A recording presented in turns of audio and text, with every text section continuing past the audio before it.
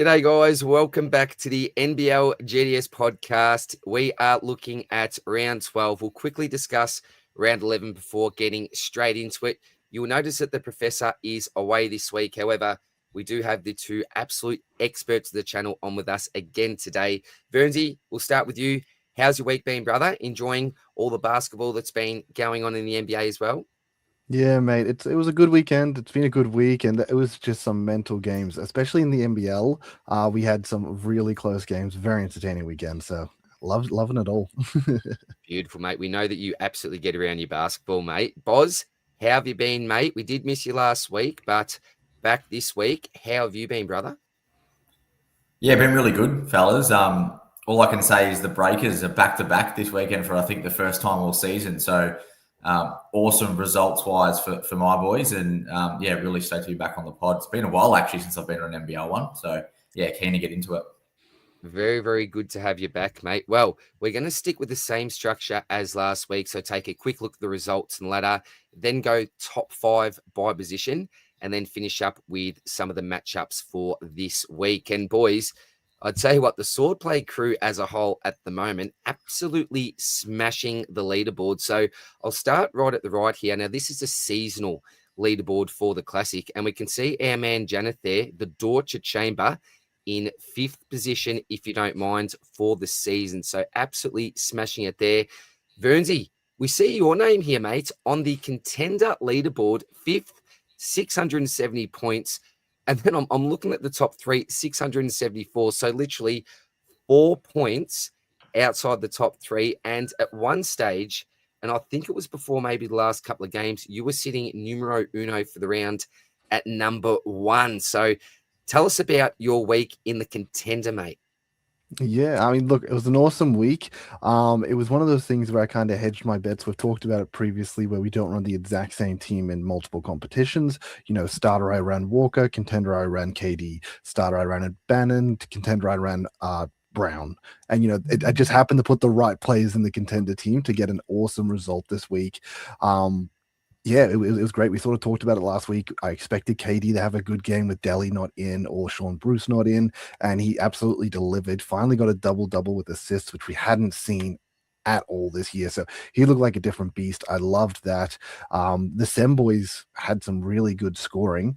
Just a quick shout out to Iwandu as well. I think we called him out last week as one of the questions. He was the guy I sort of pointed at and was like, oh, if you're going to pick anyone, he's the one, but wasn't too sure, and then he absolutely delivered. So not someone that I ran in my team, but, you know, I ran Brown in my team. He was very successful, and anyone that went unique with Awandu, like, congrats. He was awesome too. And yeah, very, very good week for me, so very happy.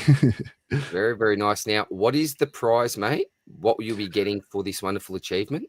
Yeah, so we'll be getting a 3-player common pack to get 2 extra players rather than, you know, the top 100 standard 1-player common pack. So hopefully we can get a few good ones there and go from there. But again, so unlucky, 4 points away from getting in those real big prizes there, mate. But what a round for you and contender, Vernsey. Very, very nice, mate. You know, I do want to say as well, you are saying I'm 5th, but if we look at the scores, I am tied for 4th. So, you know, let's say 4th overall, guys. Yeah, sorry, mate. I've gone with 5th. I should have actually gone with 4th and had a better look at the scores there. I was just looking how far you were away from 3rd. But, oh, man, congratulations, Vernsey. 4th for contender, mate. Absolutely smashing that competition. Boz, Mr. Whiskers at number 8 for starter, 627 points. And if you look at first place there, which we'll get to in a second, 647, literally 20 points off first place this week, mate. So could have been anything for you in starter. Yeah, I mean, it's a matter of picking, you know, one player that goes off over another. So I think I was saying before the pod that I kind of tried to go potty in just one position, and it was JLA.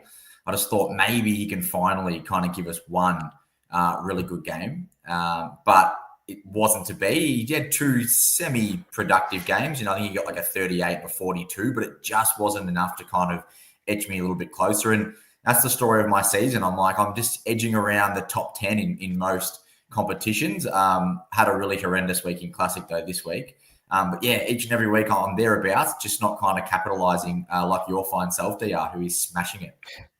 Oh, look, we will get to that in a sec, because out of nowhere here, just from the shadows, our brother Janeth has joined us. Brother, how are you going? Good. Apologies. My Twitter notifications have been off, so no idea when we were recording tonight. So yes, thank you for letting me jump in a bit late. Look, not as well as you blokes. You guys smashed it this week. Must say, well done, DL, on the first finish in starter. Thank I you guess very much, mate. owning a Tyson Walker across the comp, so it's almost like doomsday. When you have a pod and they don't perform, but you don't think they're a pod at the start of the week, it's Devo. But you guys capitalized. Good on you, good on you, lads.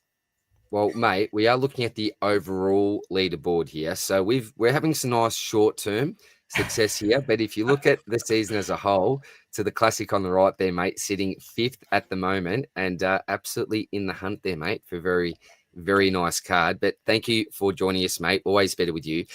Look, very quickly, get to myself, a lucky round here. So 647 for the starter comp. So absolutely stoked with that. And best of all, get to actually share it with the great Fevolution, who is a great mate of ours on the channel as well, really into his AFL stuff also. So, mate, congratulations.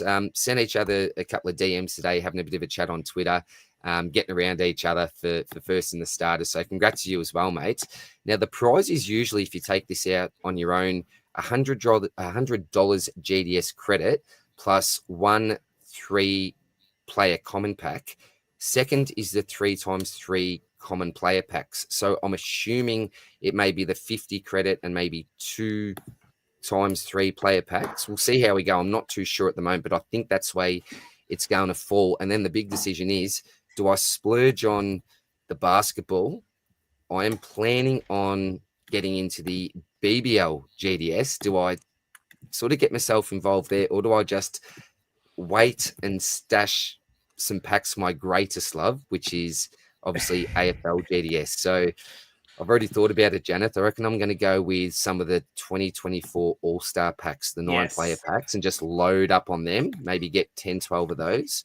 That's probably the way I'm looking at the moment. I should be going NBL because we're doing the NBL pod, but I think I'll probably wait for the AFL. But yeah, look, solid week. And I think that the big news this week was obviously McVeigh being out. So last minute, you couldn't do much about it. You know, the first week I actually had a gold McVeigh. Janeth was nice enough to throw me a bit of a McVeigh. And out of all the weeks, it's like, no, you just can't use him. But lost my cup matchup by 5 points, which was a bit of a spew. It was a really, really close match. So I think it was the Dribblers that I was playing. Congratulations to you, mate.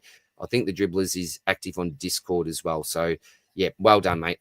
Congratulations on a massive round. But boys, that was our results for the week. And we do actually have some comments here as well. Sorry, we've got Izzy, the great member of the channel as well. Congrats on the weekly win in the starter, DR. I appreciate it, Iz. Thank you very much, mate. And you are killing it as well if you check out leaderboards, Izzy. Are any of the boys still in the Classic Cup? That's a great question. Sorry, mate. As I said, I am out this week, so this is my final week, done and dusted. Vernsey, still in the cup? I didn't even qualify, mate. So sorry, mate. I didn't mean to rub that in. Boz, still in the cup? I got absolutely pants by game day Cal in round 1. I think he beat me by about 200. So nowhere to be seen. That's right. He was actually, we were actually chatting with him the other night, and he did mention that. Sorry, Janeth, I've just realised that I've completely hidden you with the comments here, mate. Unlucky. And Janeth, I believe you had a really tough matchup very early on with the GOAT, wasn't it? I got Fez in the first round. I'm sitting 5th. He's in second. He got me by 15. So I'd say that's a consolation. Consolation did okay, but I don't think any of us in the cup now. Nah, gone. So yeah, Steve. We're gone ski, unfortunately, mate. Spewing, but some really good teams left in there now. Mel's Misfits, hello to you, Mel. Also, Gail, Mel, I think I saw you. Yeah. Was it around the top 20 recently as well? So congrats to you, Mel. His Gunners, great friend of the channel. Look at Baslicious sneaking into that classic leaderboard there as well. Ooh. Is that Gunners? Is that Baslicious? That is Gunners. Oh, I never realised that. Baslicious is always around the leaderboards there. Now that I know that that's you, Gunners, absolutely going to get around you, mate. Congrats on that, mate. You nailed it. Thank you very much, mate. Appreciate you. Don't That's think you can no. redeem 2024 All-Star packs with credit. Oh, that's a bugger. All right. Thank you Well, very look much this. for letting me know, Izzy.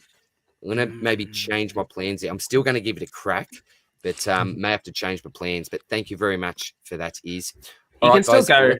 still go for some Yeah, commons that's or right, mate. uniques. Look, Crack into a unique, handy, get some plats or something. maybe might spend big. One of those big spenders, Janeth. I'm just a pleb around here, mate. So You can we'll get the see how we go, mate. You can All get right. the 2025 packs, according to Stephen there. Oh, If you all right. want. Now they're a little bit more expensive, aren't they? But they're worth it. Yeah. Look, do you know what, Steve? I might go a little bit different everywhere. I might go a few different packs actually. All right. Let's get into the results. So the Breakers, Boz, your boys, 95 over the Kings. So a very, very nice win there. We had the Hawks, 4 points over Sam. Wildcats 94-84 against United, but that was not the most exciting game that they played on the weekend. 36ers and the Bullets, a fair win for the Sixers there. The Breakers 99 over the Jackies 86. Boz, you're going to be wrapped with those results there, mate. The Hawks lost to the Taipans. So look at Cairns. No McVeigh. Big news, and they absolutely smashed it out of the park. So congrats to Cairns and their supporters. Sam 111 over their bitter rivals, United 86. A nice win there. And this was so good. This was so good. You could not have planned a better script, apart from probably Finn Cameron not scoring the points and maybe BC scoring the winning basket. But apart from that, this game had absolutely everything in it. And can I just say, the respect that the Perth crowd showed for one of their absolute champions was magnificent. You know, no booing, not a hostile type reception for him. That the whole game was it was fantastic. It was probably one of the best games I've ever seen in the NBL myself, just with the atmosphere, what was on the line, the fact that BC was coming back home again. So massive, boys, absolutely massive. And the 36ers obviously just got over the line there, 95-94. Think from memory, was it a 20-point gap at one stage, like 60-80 or something close to that? This was just phenomenal. Did we all get to see this, boys? The Wildcats 36ers game? Unfortunately, I actually missed that. I did watch some of the Sem United game, and I was very happy to see Sem up early. Melbourne brought it back. You know, I was enjoying that, and then I was doing some things in the day. Checked out the Wildcats game halfway through, and realized Cats were smashing them, and thought, not worth it. So didn't go and chuck the TV on and check the game that night, and so behold, should have turned it on. Unfortunate, mate. Boz, did you catch a game? I watched the first 3 quarters and only had to leave purely because I had my own basketball game. And then pretty much got into the car after the game and thought, I'll just double check how much the Wildcats won by. And then the first thing I saw on the NBL app was a photo of Bryce Cotton. And I was like, there's no way. And then, lo and behold, the 36ers pegged it back. So, probably missed the most important. What a spew. Watch the first 3, not the last. Janeth, did you catch it? A little bit, but not. I bummed to miss it actually.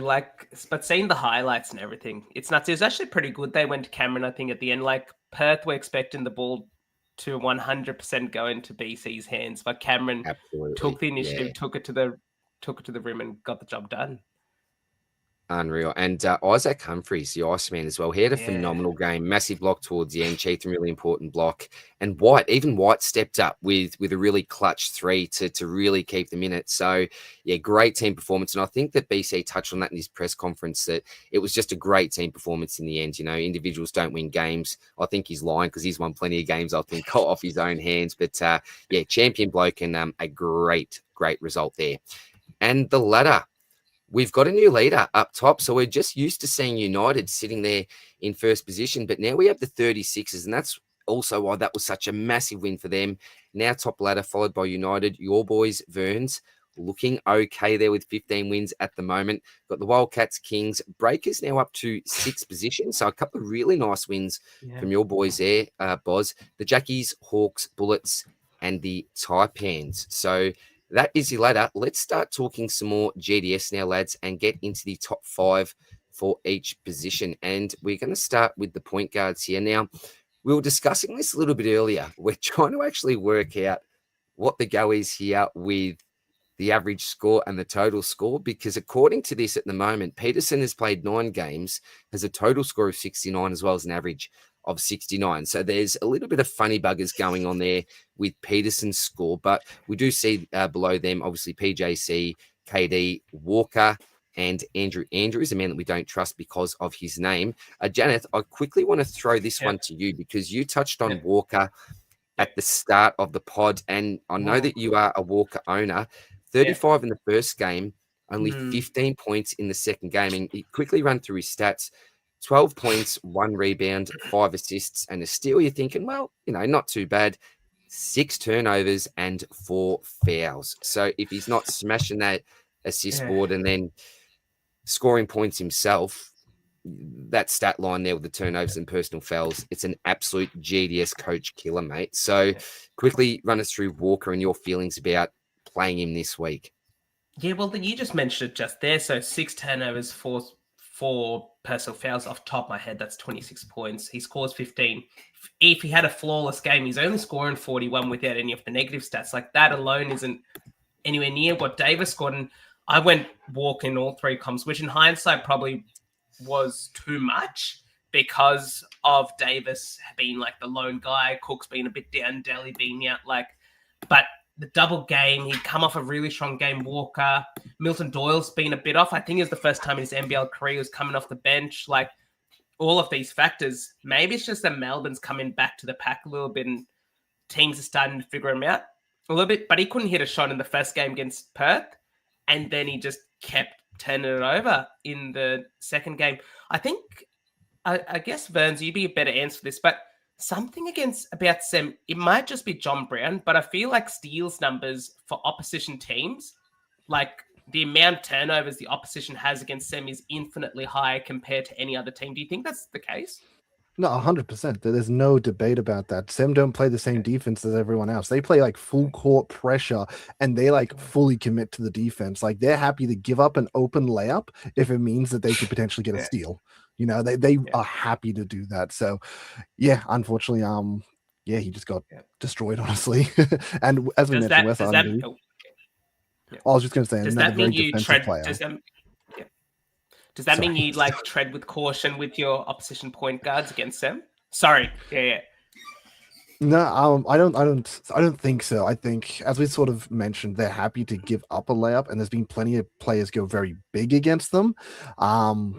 But in a single game week, I guess you could see this sort of happening. And we saw Peterson this week destroy them. So, 2 different games, 2 different outcomes. So, yeah, disappointing from Walker. Boz, we'll go to you and talk about your boy PJC. Now, in the first game, only the 34 points. We're thinking, not great. But again, Janeth just touched on it. You get the double dip here. And in game 2, 76. That's the real PJC that we all know and love. Yeah, I mean, in the first game, to be honest, he actually played really well. He pretty much iced the game for the Breakers. He brought them back from a bit of a deficit going into that last quarter and pretty much put them on their back. And, he actually had a season high in points in that game, but he just didn't have many other stats across the board. And that's why we do see, his actual GDS score be so low. And then you see in the second game where he still adds, I think it was 17 points scored, but then he also added, the 12 assists as well. And that's where the big points are coming from, those big 4-pointers per assist. So, there's no coincidence that those games where PJC actually doesn't score as much but gets everyone else involved are the ones where he goes massive in. And I think, to be honest, this year as a whole, PJC's been all about that. He's been all about trying to get these guys into the game. And, at the start of the season when the Breakers were losing quite heavily, it was because your Brockington and your Rod Baker, they couldn't hit a shot to save themselves. And it was really only Menenga doing some things. But now the Breakers are rolling. Like, I know they've played, a couple extra games in most teams, and a lot of those games have been in New Zealand. But Parker's just getting bulk assists now because Rob Baker's really stroking it from the outside. Brockington's so much more aggressive. We're kind of seeing that Brockington that we saw in the preseason in the Blitz. So, PJC, he knows now that in a 2-game week, he might have to take over for a quarter or for one of those games, but he's more than happy to start dishing off more assists in those games where his teammates are, scoring at will. So, yeah, he's a pleasure to watch as always, and he's just going to be someone that you roll into your side really confidently each and every week. Because that 36, I reckon's a bit of a floor score, to be honest. Like he's not going to get much lower than that. Final shout out I'll just give with that as well is also oh my gosh, just blanked his name. Lopez has been great from the 3-point line as well, and very good also. So definitely helps when you got so many 3-point shooters in your team that you can just hit a flare anytime you want. Absolutely. And we've got to remember as well, if you look at the points given and assists, they're absolute gold in GDS. You'd rather them be assisting it off rather than putting up the two themselves. So, yeah, an assist is as good as a 3-point made. You obviously get your 3 points plus the one bonus. So, yeah, if you're giving the ball off and players are nailing their shots, yeah, that is absolute gold. That is absolutely fantastic. And last one, we'll quickly touch on Vernsey. I know you mentioned that you played KD this week. A pretty solid week from him. We still confident even on a single? I know that Janeth obviously played that Walker with that double dip, but he just went bang this week, mate. Yep. Yeah, I mean, you could say a bit of a risk for me to play him on the single like I did, but I don't know. We know how good KD is. If this was his first year and this is what we'd seen, I probably wouldn't have backed him in. But we've seen it last year. We know he can do it. 11 assists in this game. He gets the double and he scores the ball as well. I just thought it was worth taking a punt personally, and even this, we're talking down his year, like, he could be. It's not a great year. Second highest averager. I mean, I'm not counting. Peterson up there for some reason. So, KD is still the second highest fantasy point scorer. So, if all the things are aligning like they were this week, how can you not back him in? Yeah. Oh, yeah. And look, and you can see both sides of the argument there because you look at the difference in average between Walker and KD. It's bugger all. Let's just round it up to almost the same average. Yeah. I think having that double dip, it can almost put you over the line at times, but yeah, KD, he's got runs on the board. We've seen what he's done, not just that, particularly last year. Week to week, I reckon that's not as easy as it seems. And that could be the difference between you looked before, Verns, you're 4 points off that top three. It's ridiculous how close you can get in this game. So that KD Walker decision, I assume most people are going to go with PJ save if they've got him. But that next decision is huge. And I think with lots of the other common players that will be playing on other lines, that could be the difference. That could be the difference week upon week. And the other thing is that Walker, I'm pretty sure in saying this, Janeth, is a rarer card to own. He's not a real common type one. And that's why people really wanted him for this matchup. Like getting the double. And I think there's only like 10 golds, 9 silvers out there. Like, that's how rare of a card he is, like, even amongst the bronze, whereas Davis has been around a long time. And so it's almost not having a card of his is better than having a card of his, so you don't have that decision to make. And that's what it comes down to, really. I can't believe I packed that Walker card on the podcast, and then I traded it for gold Harrison. Like, what was I thinking? I just needed the center at the time. I just needed one. So, yeah, absolutely lost that one. Congrats to anyone that was smart enough to take that off my hands pretty quickly. All right. I will just quickly give a shout out to the Echo, who was at the bottom of that. He had a monster game against Illawarra. He was nuts, actually. Like, he was pulling up on a dime and icing the game for them. It was awesome. So I know we always talk about him being like, oh, no, you're not picking him. But in reality, like, his floor is awful. But when he hits the ceiling games, he's actually a very viable pick. He could be one of those picks, Verns, if, like, Janeth came up with just such a tough opponent where you know that they might have a special card that they're using here and there. Just go with a pod just for the sake of trying to win your cup and doing something different. And you're right. He's got a decent ceiling. If he pops off even one out of the 2 weeks, if it's a double, for example, then it could be a decent play, Vernsey. So I don't mind that shout out whatsoever, mate. Coach Stephen, how are you, buddy? Walker's on my never again list after costing me my cup matchup. So Stephen, coach, is not happy at the moment with Walker. And Mel's saying, 18 golds and 13 silvers for Walker. How do you find that Still information? Not too many. I reckon it's if you packed them. I think Mel's packed a gold or silver last week and knows what the number's up to. But yeah, still 18 golds compared to like a KD that's got 200 or whatever out Oh, there. Like it's a yeah. big difference in terms of how many cards are available, sort of thing. And Mel's has got Uh, the 18th gold and 13th silver. So there we go.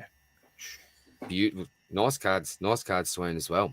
All right, on to the shooting guards. And we actually see a new name enter the 5 this week, and that is David Duke Jr. from the Cats, who we'll get to in a sec. But look, BC, we've already talked about him enough, but 43 in the first game. Second game, 93. So just put a casual 50 on his first game score. So I've already talked about him a lot. The man is just an absolute freak. We look at the average score there. Just wowee. So if you got BC, you got a decent card, play it each and every week. I think it's probably that simple at the moment, guys. We've got Will Hickey there as well, who has had a phenomenal season. Javon Freeman Liberty, the hyphen. So he comes in there again, 2 games. Is this correct, boys? His statistics here. This is actually correct. Yeah, that's correct. He went monstrous at the start of the season. And then obviously he's been re-signed by the Bullets, and he missed this week from illness, apparently. So maybe a bit of jet lag and just kind of reacclimatizing to Australia. But yeah, he's a serious baller, this guy.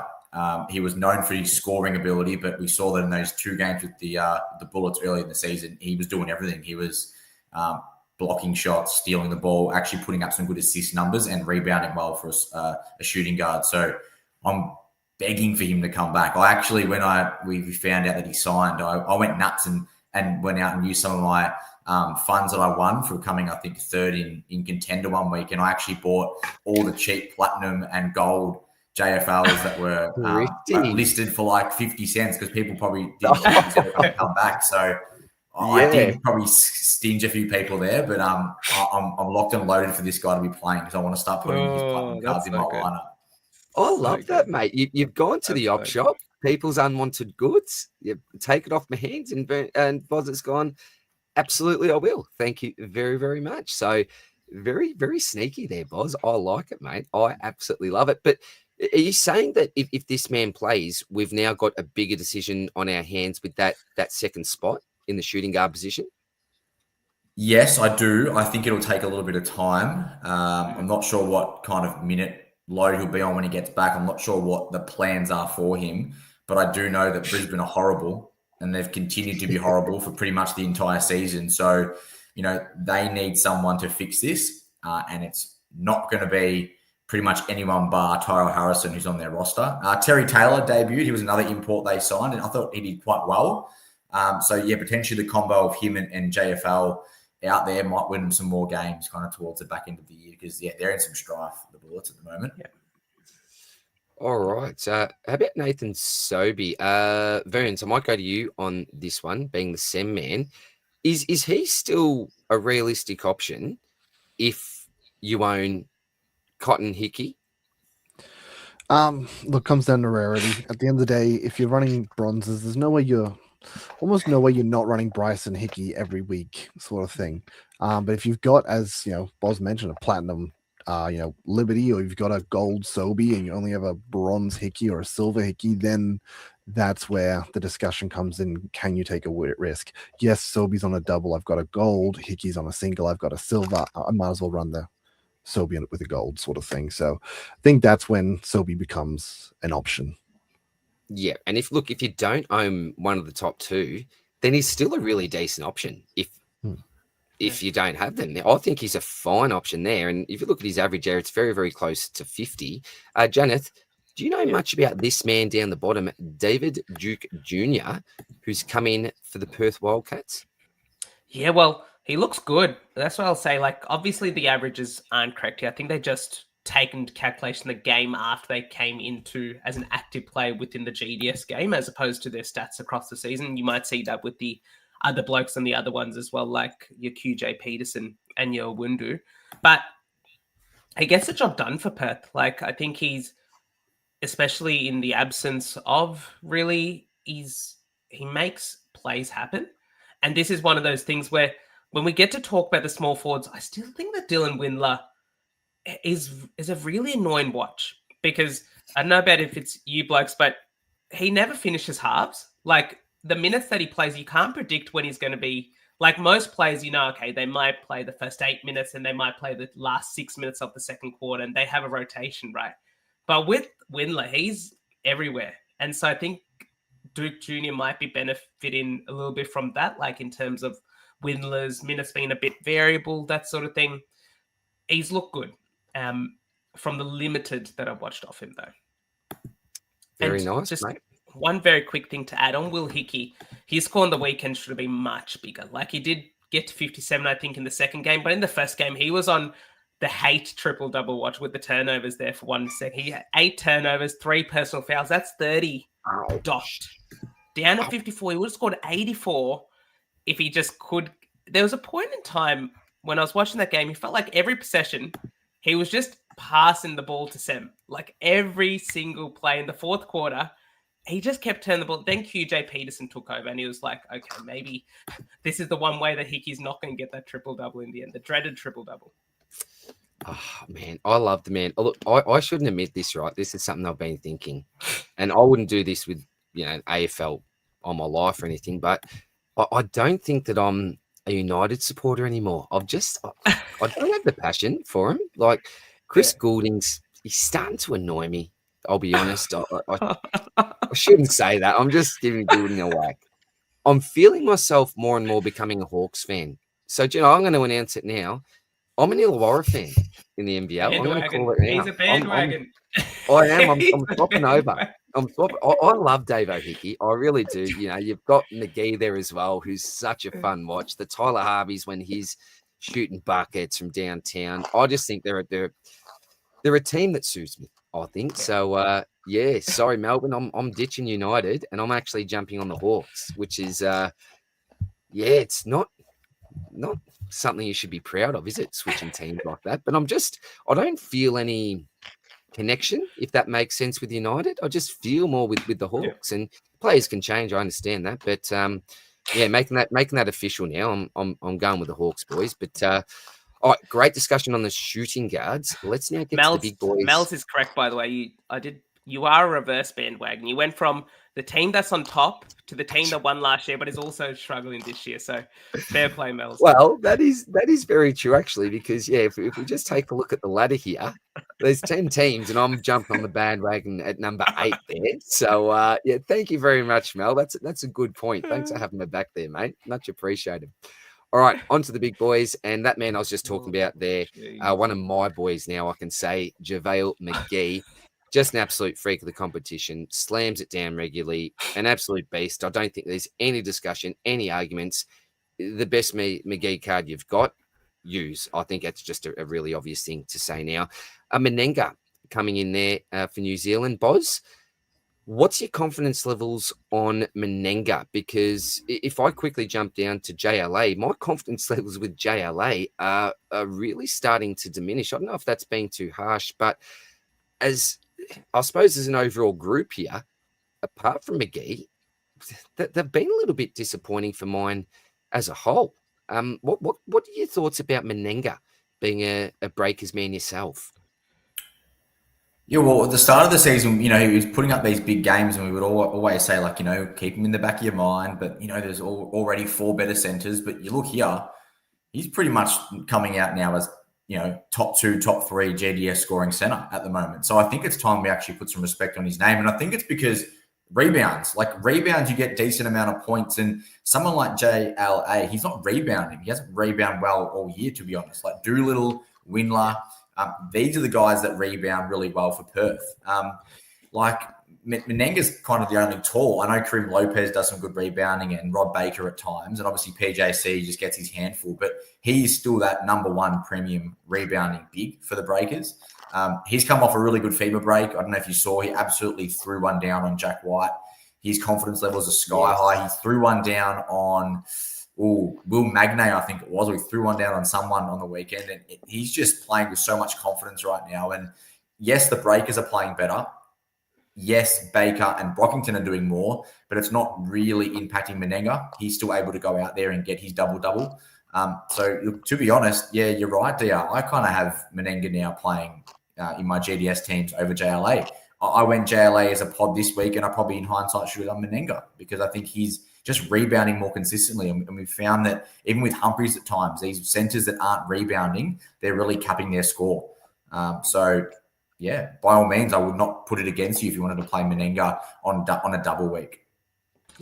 Fair. Vernsey, how about the big man from New Zealand? He doesn't play for New Zealand, but plays for the Bullets in Tyrell Harrison. So we talked about McGee's just an absolute lock. Boz reckons Menenga is absolutely a viable option. What are your thoughts on Big Tyrell? Yeah, I mean, I personally went Menenga in all my comps this week. And I'm really glad Harrison's back on the double. I mean, Menenga didn't really deliver. He got a 37. I think JLA got like a 43. To be fair, this is one of those things where, as we sort of mentioned, the centers as a whole, they're just not doing what they were doing at the start of the year. At the start of the year, we were like, we want as many of these centers as we can in our team. And now it's like, oh God, do we have to pick two? I don't want to. I just want JLA. Sorry, not JLA, McGee. But I also just want to throw some. You say respect on his name. Menenga, yes, slams down on Magne and then tried to do it again and got absolutely denied. Absolutely denied. That was ridiculous. And then he managed to get up and get the second block instantly. Magne actually had a huge game. I think he had like 5 blocks in the first half against New Zealand. It was pretty nuts. But yeah, Harrison, I'm glad he's back on the double. As you sort of mentioned, with JLA, he doesn't really rebound. With Menenga, he's a bit 50-50, I feel. He's got the 3-point shooting, which has really kind of helped a bit there. But I feel like Harrison's kind of the best of... I think the best of them, the best rebounding center, even though he doesn't score as many points as the other centers. But the rebounding is so important in this game mode. So I'm keen for him to be back. There's definitely been games where he hasn't been great, but on a double game week this week, I'm going to feel a lot more confident to slap him in my team. I like it, mate. All right, Janet, we'll give you JLA for a sec here. What are your thoughts on him? I must admit, at the start of the season, I really viewed McGee and JLA as just the two big boys that you have to get. You have to try to get yourself up to those big cards and just playing week upon week. But now, all of a sudden, that C2 position, it's a bloody tough. What are your thoughts about JLA as a whole, mate, and playing him moving forward? I didn't play him last week. On the double, I went with Harrison in one comp and then Menenga in the 2 other comps. It's just stayed away completely. Okay. And it didn't make much of a difference in the end. Like Harrison didn't score too well. That was an issue. But Menenga and JLA scored relatively. It's just something with JLA. He's not rebounding. There's just something that isn't clicking for him. And in fact, I think Humphries was the second off the lot. He had one player that's missing from this. Here's Magne as well, who came in and looked really good. He probably impacted our Leighton Bannon a fair bit in terms of how good Magne looked in that return game. But I think all of these other options I'd have in terms of confidence more than JLA. Like if they were all playing on a single, JLA would be my fifth off this mix, even though, like you were saying at the start of the season, I would have gone JLA second quite easily after McGee. Interesting. Humphries? He looks good. Like he looked great on the weekend.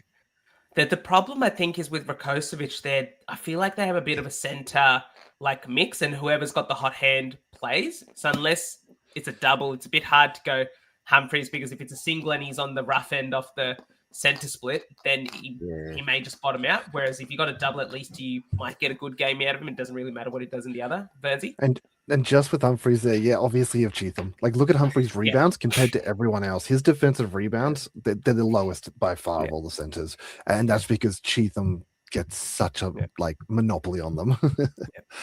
Even look at JLA for that same matter. Like, play the same amount of games. He's only got 18 more. Like, that's an issue. That's a big issue. That's sort of stunting his scoring. I've just looked up the stats on the NBL website, and of the top 10 rebounders, only 4 of those are centers in the league. So, McGee's your number 1, but you have to scroll. You have to scroll down to 3, which is Harrison. So he still averages about 9.6 rebounds a game, which is decent. But then Jesse Edwards and Menenga round out the top 5. You got your Prather, Cooks, Hickey, Doolittle, Bannon, Cheatham, all non-centre position players rebounding more. And JLA ranks 18th in the league with rebounds per game. So, Jeez, that's yeah, awful. just not doing what we expect from a centre. And I think Humphries I think he's outside the top 20. So it's pretty tough to kind of back those two in when they're not consistently getting the big boards numbers that we expect from our centres. And the Ace Steeler, 36 has got layers in their squad, and the combinations they are unlocking is scaring the league at the moment. Just wait, Troy Brown Jr. Wait for him to hit his straps. Nice call there, mate. Well done. Boys, the question I was going to ask you, just to finish up with the centres, let's just pretend that you don't own any of these guys apart from McGee. So I'm taking McGee out of this. If I was to offer you a diamond of any one of the other four there, Menenga, Harrison, JLA, or Humphries, and not thinking even long term, we're thinking now, rest of the season, who are you going with? So, does anyone want to go first? I don't want to throw anyone under the bus. I'll go first. Who are you I'm getting, taking mate? So Harrison. I'm giving you a diamond. Who is it? Who are you requesting? It's Harrison, mate. It's got to be Harrison. Tyrell, going with the big Make boy. that two. Oh, okay. 3. Oh, boys, Three. just gone the old, yeah. So there the we go. Mel's with You us can't too. Let's make it stop 4. operation. Let's take it. Oh, well, I'm not getting. Well, if you three, the real experts around here, are going Harrison, I'm not brave enough to go anyone else. I'll go Harrison as well, I suppose. Yeah, but interesting.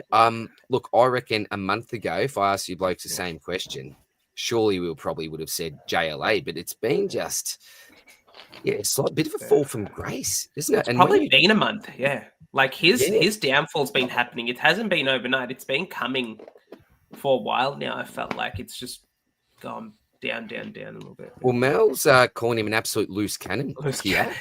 I love that term, a loose cannon. Loves to give away some fouls. And Mel's going with Harrison as well. So Tyrell, the 5. I was going to say new kid on the block, but the popular kid. Mian's made that 6. I think we're all in consensus here, DR. Well, Harrison it is. Harrison it is. The tribe has spoken, as they say. So when do I get my diamond? When do I sorry? I put myself under pressure there, Burns. I'll have to organise something for you now.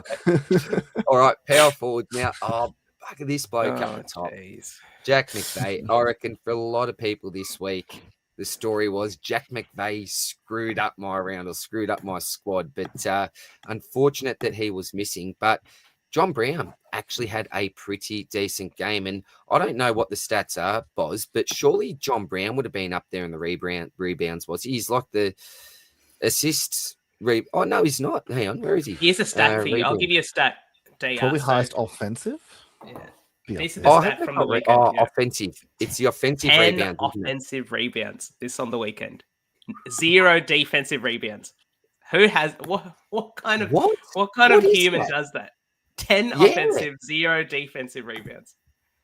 That's a beast. And for anyone that's not right across all the scoring here, it's a big difference at the end of the day. The offensive versus the defensive. Defensive worth 2 points. Offensive obviously worth 3 GDS points. So those offensive boards are absolute gold. Doolittle, Cooks, and Bannon to round out the top 5. Now,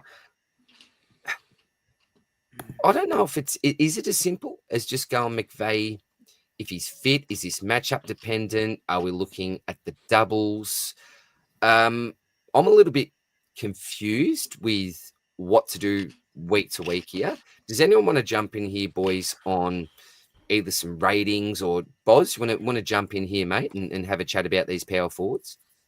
Yeah, absolutely. I think McVeigh has shown he is the premium option and he has been so consistent all year. But guess what? Sam Wardenberg is back. So he's going to start to be injected into the team rotation. I don't think he'll play massive minutes to begin with, but he's definitely going to be playing for the Cairns Taipans, which is awesome for their franchise, as they, had him as probably their top dog going into the year alongside Jack McVeigh. And I think that Wardenberg plays a very similar game. He's a bit of that kind of point forward who can assist really well, rebound, hit the 3 ball.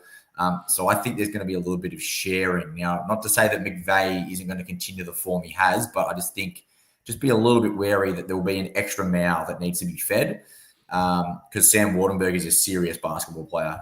He was an absolute pleasure to own in Supercoach last year when he kind of had his breakout season. So, look, I'm not advising to play Wardenberg just yet, but what I'm saying is just make sure you're fully aware of maybe the minutes he's playing and how they're rotating between McVeigh and Wardenberg and who's getting the usage, etc. So I don't think anymore McVeigh's that number one option. He may continue to be, but I'm just saying like it's not as obvious as I think some people might think it is. So there's just one for you when it comes to the Cairns type hands moving forward.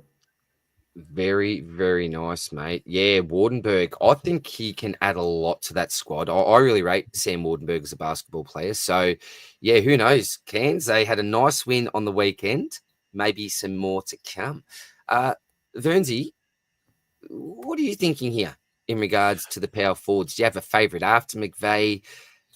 Is it such a tight race that it is matchup dependent week upon week? Is there anyone that you can rely on? You think the power forwards just to play without looking at anything else, any matchups? So I probably had a bit of an advantage this week because I think I mentioned it last week, but I don't own a McVeigh. So just because I don't own one, I didn't get caught in the trap of having him on my team and then doing what you had to do, I think, and pivot to a Bannon, which let you down sort of thing. I was lucky enough to stick Brown in, stick Doolittle in, and I got great return from both of them sort of thing. And this is probably one of those lines where I feel like it's actually probably the most diverse line we have. Like when we look at all five of these guys, any given week, I could have any one of those five guys in my team and I'd be happy. I think most of the lines we looked at, we're like, okay, there's definitely one or two we're looking at. There's a third option and then the rest are speculative. Like all five of these guys are genuine options each and every week. Cook had a great week this week. Doolittle had a great week. Brown had a great week. Even though McVeigh missed, we had great options outside of that. Bannon, he was fine. Like, unfortunately, if you did get stuck holding a McVeigh this week, you actually got terribly punished by the others. So, it's a good line.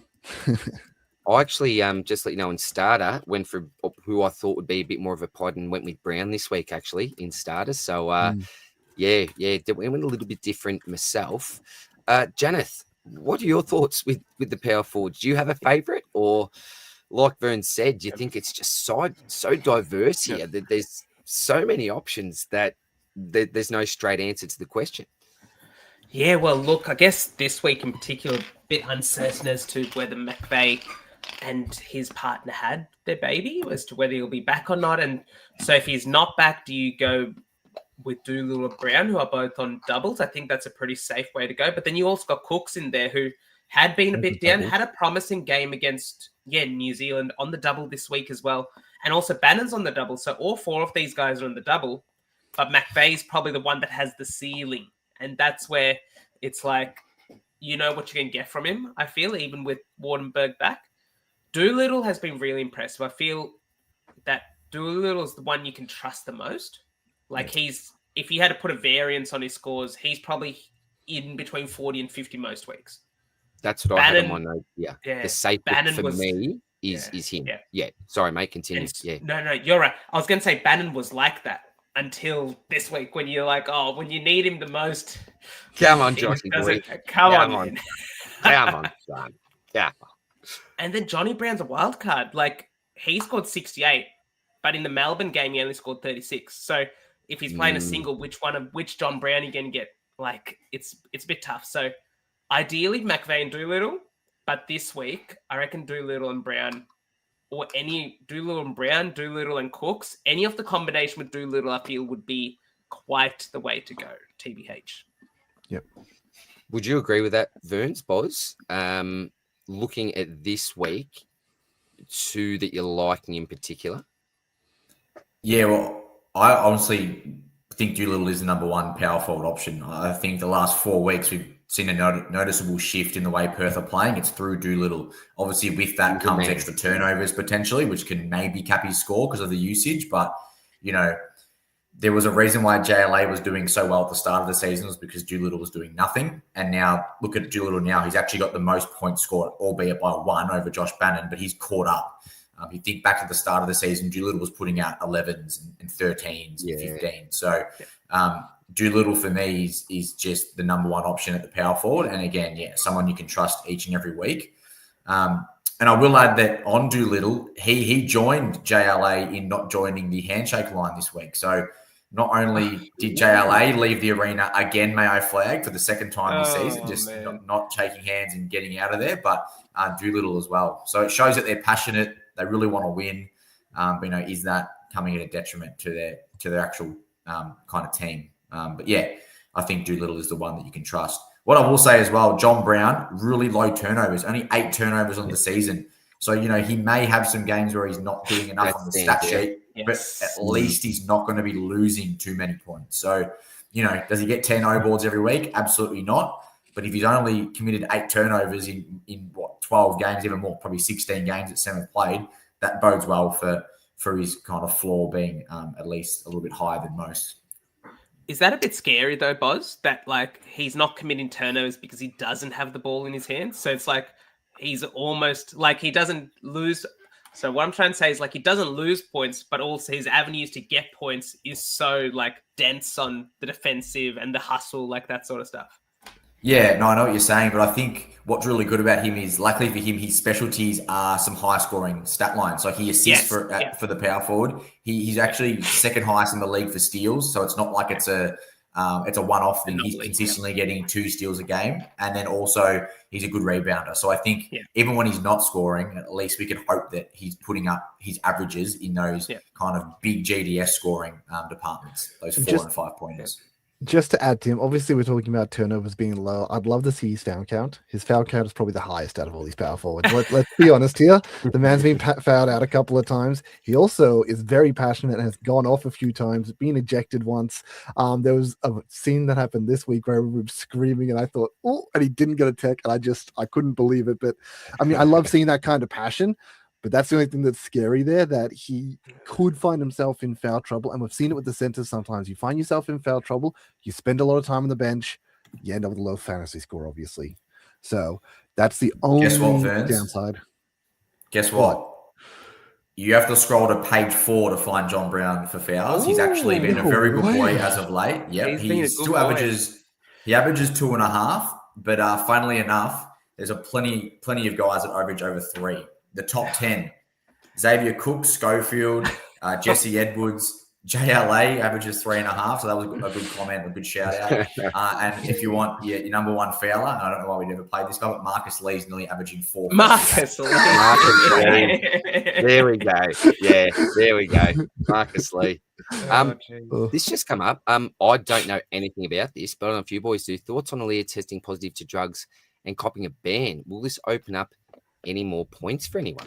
Whoa, that's wild. Also, he was so good for them this weekend. Yeah, so he got tested positive for cannabis. Hold your reservations. I don't care if you're for it or against it. I think why not? If he wants to have a bit of a puff, who cares? But what I've found is, I think Pleb actually tweeted something out about it, that he's already served it. So I don't know if we've realized, but he actually served it already. It was a month ban that he got handed down, but I don't know how it works, but behind closed doors, they kind of already knew about this and they'd already done the ban before it's now come out publicly. So I think that is what Pleb was trying to say. I feel like that makes sense. Yeah, no, there was definitely a period of time he wasn't playing games and I didn't know why. And now he's come back and he was really good this weekend. And it definitely left me sitting there thinking, why hasn't he played the last few weeks? But that makes more sense, actually. Yeah, so I think he's good to go. Sweet. All right. Cooks played very well, says Ms. Mel, considering they said pre-game he was unwell. And Steve's got something here. He missed games at the start of the season for personal reasons. So there we go. Steve seems to be on the money there, I think. Also says Geordie Hunter as a bit of a pod potentially. Someone I didn't actually think of myself. So that's a great thing about this game. You can go whoever you like and absolutely back your gut. All right. We are finishing off with the small forwards before we finish off with the matchups for the upcoming week. And boys, there's a man up top again, similar to Peterson. I'm not sure what's actually happening here. Verns, he's your boy. You've already touched on him earlier on in the podcast, so I'm just going to handball this one to you. Bounce past this one to you. We're on the basketball podcast here. Tell us about your boy. Yeah, I mean, what I mentioned last week is obviously I felt like he's been pretty good and he's been serviceable for what we'd seen. More of a defensive player, more of a lockdown player. He's not the offensive guy. And then this week, of course, you say that on the podcast. And what does he do this week? He comes down and has like an awesome offensive game. I think, he got like 16 points, which isn't like nuts, but it's like for someone that's getting defensive stats already and, is doing the serviceable, like he's getting serviceable scores without scoring points. And then he comes along and scores points. It's like, well, that's huge. Ends up with a really good week. Scored his 3-point ball's actually deadly as he actually shoots a really nice 3-point J, which is, really obviously good for this game. It's 4 points, get the bonus point for that. But yeah, I personally just think he's really nice. He fits the Sim style so much where it comes to that high pressure, high turnover, and him and John Brown just have their hands in everything. Love it, mate. I do think he benefited from Foxwell and Malik Lewis being out. That just opened up massive pathway for minutes, massive pathway for production. So hopefully not for those guys that they continue to be out, but if they are still out, he could be a really sneaky kind of play, especially at that small forward position where there's not many to choose from. Yeah, and he did drop 63 this week, which is like, that's awesome. That's such a good score. Yep. Janet, we see the next couple of positions here, Zylan Cheatham and Troy Brown Jr. Now, I'll be the first one to admit I do not know a lot about Troy Brown Jr. Are you around this bloke at all or know much about him? Yeah, really good NBA pedigree. I think he lasted quite a while in the NBA, actually. Not so much as like a bench horn, but like as a role player on certain teams. I think he had a good stint on the Wizards at a certain point. He's going to make this Adelaide team, as was mentioned earlier, a team that's really going to go to another level, which is quite scary to think. They're already leading the league as is. With Cheatham there, like Cheatham is a lock and load. I feel like regardless of how Wundu does, you know what you can get from the Big Z most weeks. Yeah. But then now that Troy Brown and Wundu are in the picture, it gives us a lot more safety in terms we don't have to pick Windler every week. And I did shout out Lopez last week. He looked really good in the first game. And the way that he's going, I'm not sure if you boys remember when like LaMelo was in the league, but he just kept growing as the season went on. Like Lopez is going down that same trajectory where he's just getting more and more comfortable with his game at like it's not the NBL's not an elite level, but it is a level that's better than the G League or anything that college can give. Like you're playing against professional basketball players. Like he's looking amongst his own there. So I'm really impressed with him. I think that in the last quarter of the season, let's say, he could be one that we look back on and say, yeah, we could have picked him more often leading into this stretch because he's really going to be a top 3 small forward, I reckon, by the end of the season. Like, that's how high I am on him. Oh, must be exciting for you to hear that, Boz. Do you share the same faith as what Janet does with Lopez? Maybe slightly less.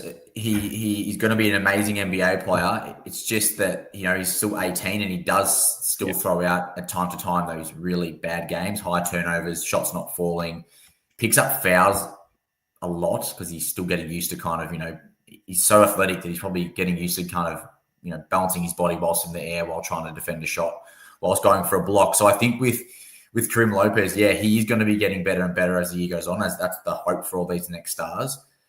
Oh, do I trust him? Like, it's a tough one. Like, it's one of those ones where you probably play him and he stinks it up, and then the week you don't play him, he plays really well. It's always the way, Yeah, you just kind of got to get used to him being that kind of, you might get a 15 in a double game week in one game, and then you might get your 40, and then it kind of balances out throughout the season. So, I think he can be somewhat confident. I still want to hold on to some Dylan Windler. Like, he's got that NBA pedigree, and I know that he's had a few terrible games, but I don't know. I just think he holds such a crucial part to Perth in playing well, and I think he just needs to kind of get his confidence back in, and I'm sure there'll be a game where it happens. But, I don't think you can pretty much go wrong now if you are choosing to go against Windler and put a Lopez in, or as you said before, a Weza Wundu.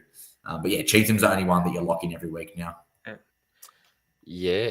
So another thing to probably note is that Brown Jr., his card, I'm assuming, would be pretty rare and pretty hard Both of to them. Yeah. have at the moment. As well as Wes, are you saying, Janet, when you Yeah, say both yeah. of them? Well, they Yeah, so both that's- came into the game at the same time. So them, QJ Peterson, Yeah. JFL was in the game to start off with, was taken out and then put back in. So he'll probably have a bit more cards out there. But I know I'm missing one. But there was like the names we mentioned on last week's potty that just got added in. They're going to be rare, like they're going to be so rare as gold like this week. If you can get one of them, Yeah. then you've got to be in the consideration. Do you play them or do you just hope that they don't go big and you don't anti-pod or like that sort of thing? Yeah, the other thing to mention, sorry, Nat, you say that players have come in, some have gone out. You'll notice that Prather is no longer available. Well, you've still got your card, obviously, but he's been actually taken sort of out of the game, if that sort of makes sense. All right, Verns, I'm going to finish with you, mate. Give us your final say. So we're locking in Cheatham into the side. Which bloke are you picking next if you own all four of Wes, Troy, Dylan, and Karim? So unfortunately with Karim this week, he's only on a single game, I believe. So I'm going to be passing on him. Okay, Adelaide are pass. also on a single game. This is actually a really fun week that I feel like a lot of the big dogs are just on single games. Like Illawarra's single, Bryce is on a single, sorry, Adelaide. And then PJC is on a single. You know, we have a lot of single game cards that normally we rely on week in and week out. So it's going to make this week really fun, I think. May as well. Burns, that's the other one. Yeah, Cairns is the other one. Yep. So this week, I still think you're locking in Cheatham. I think you're going to skip on a Lopez. Speaking of his versatility before, when I did finish third in contender, it's when I ran him with the 60-80 got, and when I finished 100 is when he got the 8. So, but look, it's I doubt anyone has, you know, Wes Andu or Troy Brown. I doubt it. So you're probably just locking in Cheatham and Windler at that point. Boz, you the same? Cheatham, Windler for you, or you going someone else at the second small forward position? No, for me, it's definitely Cheatham and Windler. I personally don't own, Troy Brown or Wundu, and then Karim Lopez. I think I only have like a silver of him. So sporadically, if I run out of cards, I might have to play him in a contender maybe each and every second week. But yeah, for now, it's definitely Windler and Cheatham. So what you're saying is if you're a little bit desperate, you can dig deep to these other blokes. And Janet, Windler and Cheatham? This week, yes. If Windler and Lopez on a single, that's when it are both on the same, then that's when it becomes a consideration, Well, a great segue, boys, into the fixture for this week where we'll finish up. So you can see there are still some teams obviously on the double. There are 4. That is Sem, the Jackies, United, the Kings, the Bullets, and the Wildcats. On the single, we have Bryce's boys and Cheatham's boys, the 36ers, McVeigh's Taipans on the single, Hickey, McVeigh's Hawks on the single, and PJC's Breakers on the single. So, boys, lots of these guys, and I'm talking about your BCs, your PJCs, your JaVales, they're just auto locks into our side. Now, it still may be the case this week, even though they're on a single. But anyone want to throw out some random thoughts here with the round 11 fixture? Anything stand out to you or any concerns for particular players? Well, I guess this is probably a week if you wanted to, you could be looking at someone like a Sobey over a Hickey if you wanted, saying that they're going in the Bullets who are really, really, really, really bad. So like there's a chance he triple doubles on them. So, you know, I don't know if I'd take that risk personally. I still think, unfortunately, as much as they have single games, you're still probably locking in those big dogs. Let's be honest here. Like they're just too good and they're scoring way too many points to just like anti-pod. Yeah, even with that Hickey, as Janet mentioned, it could have been an absolute monster if not for the multiple turnovers. So, yeah, look, I don't disagree with that, Vernsey. Janet, you're sort of nodding your head there, mate. What do you think about the Week 11 fixture? Yeah, I think what Vernsey's said is spot on. The one thing that I would say very quickly, like the Hawks boys, I think are really good. Just with Harrison, I know the first time they played Harrison and McGee that Harrison got in foul trouble very early with a lot of ticky-tacky fouls from McGee. And if Terrible it happens calls. early, yes, he does have a second game against JLA, which is probably a better matchup for Harrison anyway, but it's two not ideal matchups. Like he's not going up against like a Marcus Lee or anything. And so someone like a Will Magnay as a pod play, yes, Phoenix have Hunt there, but with the Taipans, that's a good matchup for the Jackies, I reckon. And someone we didn't talk about, Bryce Hamilton as well. He gets, yes, he might get a bit sort of under the skin. He might be like the Sem boys might get under the skin of Hamilton the first game, but against the Taipans, like we're talking about these kinds of teams as matchups. Something keep in mind. And the same goes for PJC against Sem. Like he's got the single and like, he's a weekly play, but I just worry that this is a game that he's going to put up like a 25 because he just gets handed as their like main avenue of scoring. But Boz isn't happy with that. I know where you're going with this. I'm just saying I just want to be super optimistic about this matchup. That's all. I like that. I like that a lot. I do think also, as you mentioned, Magny is a great shout. I mean, Sem, they like to play John Brown as the small ball 5 and actually put Hunter to the bench. But we saw, I understand McGee is a different beast, but he went mass them this week. And I feel like Centers throughout the season have gone really big against Sem just because of the way they play sort of thing. So I think, he could be a call, but it's just hard because we know his floor. His floor is so low and he just... has done it pretty consistently this year. I think the most fun position will definitely be that power forward position we talked about. McVeigh is only on the single. Warningberg's returning. If you can't him out, then you've got, a few really good options to choose from. It's huge. It's such a big week. I'm 28 points off first in starter as well. So these decisions to me, even in the starter, are massive, massive. You know what? It's gut feel. I'm feeling a bit of Cook's love this week on the double after his recent performance. I just watching him. I just felt like, in a way, like a bit of his back type stuff. And gut feel sometimes, boys. You've got to go there. I'm leaning that way at the moment. Things could change, but as we currently speak, I'm not minding a bit of Cook's love. Boz, are you feeling anything here with the fixture, mate, one way or another? Well, Sem play both of their games in Gippsland, so I wonder if anyone will get, the itch to go nuts in the country, or if anyone's going to kind of be a bit shocked about the drive out there, maybe the 3-hour trek out to Gippsland. I don't know, but look, historically when Sem play out in the kind of country league, I think they actually play quite well. I think the hometown of Gippsland rally around them quite well. So it could be a really good week for the Sem boys. I reckon John Brown would be licking his lips, going out to a rural town and putting on a show. So if you want to kind of hit the motivation angle, that could be someone. But yeah, I like your call, DR, on Cooks. I think he has kind of come back within his own in the last 2 or 3 weeks. And I'm not a big thing. These guys are professionals, and I'm not a big believer in schedule and travel. But like they play 9:30 our time in Perth, and then they got to probably get a red-eye flight to Melbourne, and then play a really early Sunday game in Melbourne. So I don't know. Does that impact any of the Sydney boys? I don't want to look into it too much, but it wouldn't surprise me if someone like a Cooks kind of struggle potentially in that second matchup just because of the way that they're kind of, traveling, and because the travel is not really an issue in the NBL. They only play twice a week. It's not like the NBA where they're playing 4 times a week. But I guess if that's something you're into, and that the kind of motivation or the schedule factor, there's some things we can think about, kind of where the games are being played and the travel and the time between games and things like that. But I'd highly doubt it really impacts anyone, to be honest. I just like throwing out obscure angles. Well, the same thing, Boz. I'm going to add one thing to that as well. Like if McVeigh has the baby. Now, I can't talk from personal experience. Might have to go to our resident dad here in DR. How's it like having a newborn? Do you get a bit motivated after the delivery of a child, or do you get a bit tired? What's it like?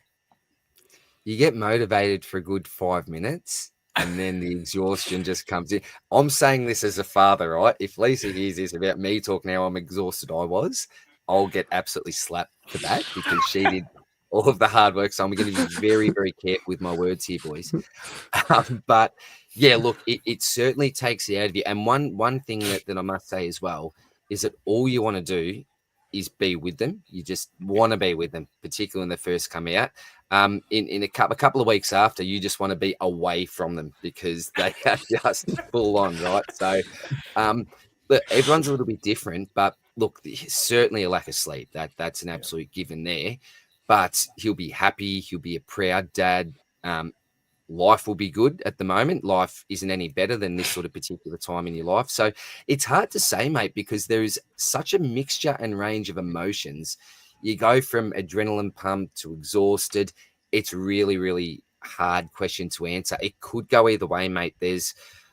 I'm not feeling it one way or the other, but can we just confirm that he is more than likely available for this game? We're just more concerned about how he's going to be feeling. Do you guys have any knowledge on this, or I don't think. I think the fact it's in Cairns is probably an extra plus. The fact that he doesn't have to travel, so I assume that his partner maybe is given when she does give birth will be in Cairns if she's living with him. But in saying that, I'm not even sure that he's been delivered. Yeah. What I will say is Luka Doncic had an absurd triple double today, and he just came back from the birth of his second daughter. So I know he's a different gravy, Luka, but I guess he used that as motivation.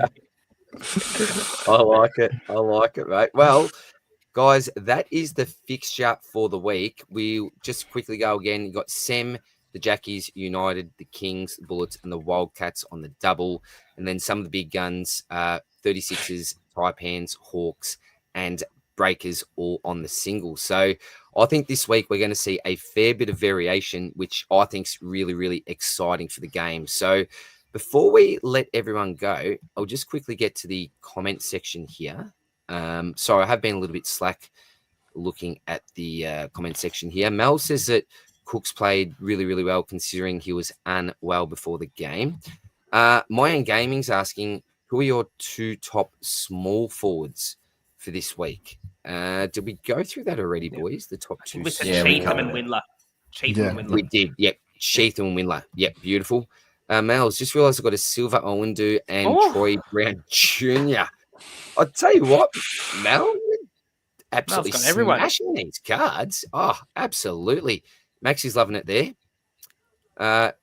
Two number twos as well. So if you're an absolute collector, number two is very nice. Obviously, the 101's the best, or the old jersey number. But very, very nice there, Mel. Man, just packed a Bronze Brown Jr., and it's just a number 10. Wow-wee. That is amazing. Maxie's happy again here. Maxie's just... Oh, no, sorry, he's not happy. Is that a shock? Shocked. Is that shocked? Shock. Sorry, Maxie. I'm sure you're happy as well, Max, but Maxie's absolutely shocked with what's I was actually on. doing the same thing here. When we were talking about how rare they were, I went over to my starter packs that I had for the small forwards and opened the couple of starters that I had, see if I got anything, but nah. Any luck? Nah, just a couple of duds, Burnsy. Yep. QJ Peterson to 10.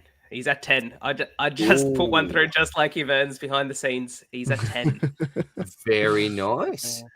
These basketballers got baby mamas all around the country, not in the sea. So I read that out. I don't know if that was bad or what. And he doesn't like opening around. Sorry, yeah. Oh, sorry. All right. We're live as well. Let's bugger you, AFL. Here, Bars. Boys, on that note, really not great note to end, but anything else that you wanted to mention, anything else on your mind, NBL GDS wise, before we let this beautiful audience go for the week?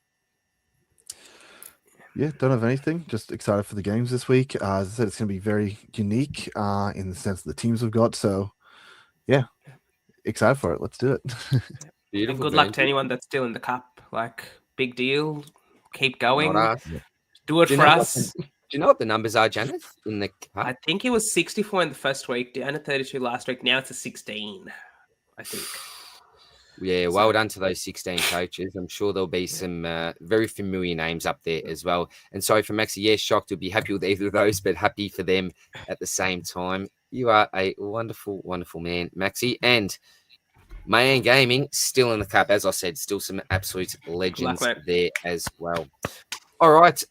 boys, if we don't have anything else to add, very, very nice job. I said we're going to turbo through this, and I can see 1 hour and 17 minutes and 14 seconds. So I absolutely lied there. Sorry about that. But look, to those people that are still with us, thank you very, very much for joining us live. From now on, we are going to be committed to doing this live. That way we get to have a bit of interaction with the community. You can throw your comments and questions out there for us. And it also gets uploaded directly to YouTube straight away. So it's the quickest and probably what we think is the best way of doing this. So going to be live from now on.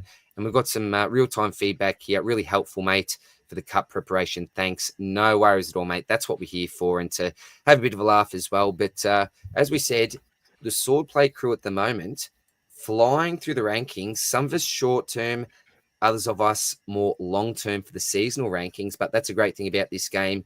You can start your squad with the code UNITED, UNITED. When you first sign up, make sure that you do verify, and you'll get yourself some very, very nice packs of cards where hopefully you can pull out one of these Troy Brown Jr., some of these rarer cards that are just starting to hit the shelf as well.